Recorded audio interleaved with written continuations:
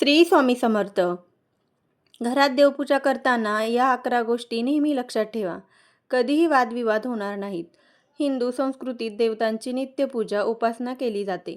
देवतांची दररोज पूजा उपासना केल्याने घरात सुख शांती प्राप्त होते. घरातील वातावरणात चैतन्य निर्माण होते असे मानले जाते की दररोज नित्य उपासना केल्याने घरातील दारिद्र्य, रोगपीडांचे हरण होते. घरात होणारे क्लेश, वादविवाद टळतात. यामुळे घरोघरी देवतांचे यथाशक्ती भक्तिभावाने पूजन केले जाते. मात्र देवपूजा करत असताना काही गोष्टींची काळजी घेणे अत्यंत आवश्यक आहे. यामुळे देवतांची सदैव कृपादृष्टी आपल्यावर राहील. चला तर जाणून घेऊया, देवपूजा करताना कोणत्या गोष्टी लक्षात ठेवायच्या. देवपूजा करीत असताना या 11 गोष्टी नेहमी लक्षात ठेवा. नंबर 1. घरातील देवघराला कळस असू नये. नंबर 2.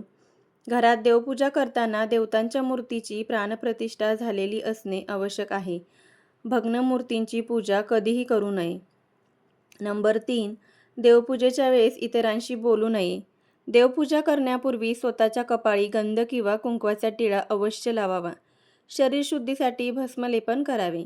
नंबर 4. देवांचे आसन आपल्या आसनापेक्षा जास्त उंचीचे असावे.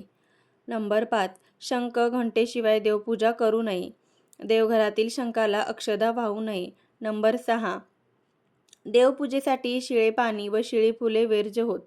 मात्र तुलसीपत्रे व तीर्थोदक शिळी असली तरी चालतात, याची विशेष काळजी घ्यावी. नंबर 7.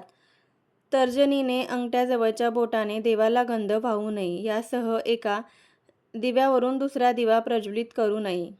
नंबर 8. देवघरात देवांच्या तसबिरी, फोटो लावताना त्या एकमेकांसमोर लावू नये. नंबर 9. देवांची आरती करताना निरांजन देवाच्या मस्तकावरून नेऊ नये. देवांचा उजव्या बाजूस तुपाचा व डाव्या बाजूस तेलाचा दिवा लावावा. नंबर 10. देवाला अर्पण करावयाच्या नैवेद्यावर तुळशीपत्र ठेवून नंतर अर्पण करावा. नैवेद्य दाखवताना देवापुढे पाण्याने चौकोन काढून त्यावर तो नैवेद्य ठेवून मगच दाखवावा. देवाला नैवेद्य दाखविल्यानंतर तो लगेच खाऊ नये. नंबर 11. देवाला प्रदक्षिणा नेहमी विषम संकेत घालावी. जागा नसल्यास स्वतःभोवती उजवीकडून डावीकडे असे गोल फिरावे.